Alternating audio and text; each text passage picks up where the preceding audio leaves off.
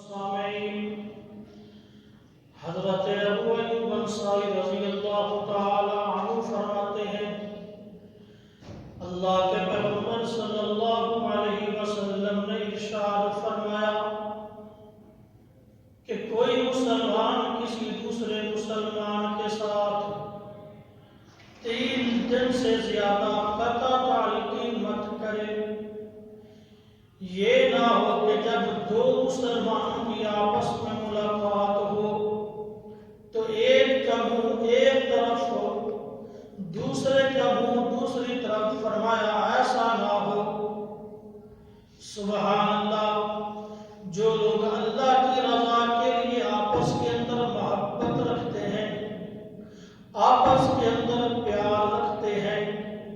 ان کا اللہ کے ہاں مقام کتنا ہے، ان کا اللہ کے ہاں مرتبہ کتنا ہے،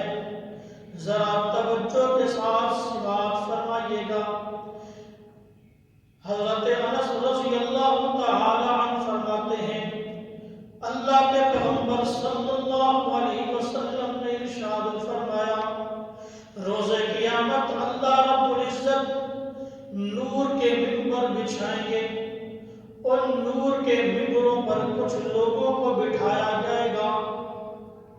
یہ نور کے ممبروں پر بیٹھنے والے لوگ نہ اللہ کے نبی ہوں گے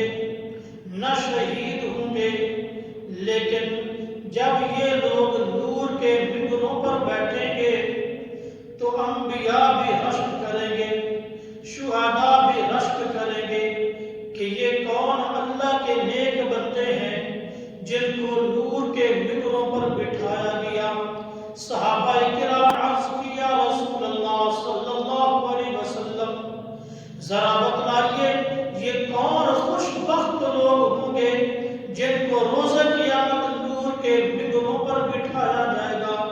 اللہ کے پیغمبر نے فرمایا یہ وہ لوگ ہوں گے جو آپس میں صرف اللہ کی رضا کے لیے محبت رکھتے ہیں۔ سبحان اللہ۔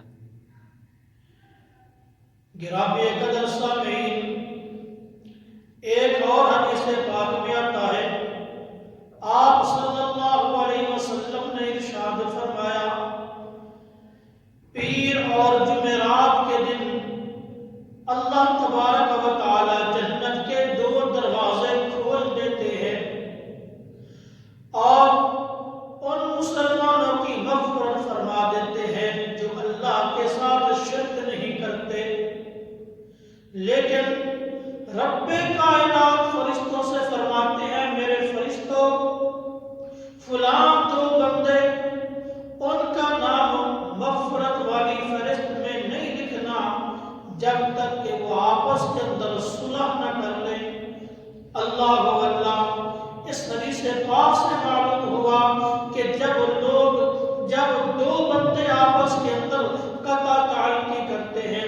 آپس کے اندر کلام کرنا چھوڑ دیتے ہیں، اللہ تبارک و تعالی ایسے 2 بندوں کی اس وقت تک مغفرت بھی نہیں فرماتے جب تک یہ آپس کے اندر صلح نہ کر لیں۔ اور آگے فرمایا کہ جب یہ مسلمان بندے نیک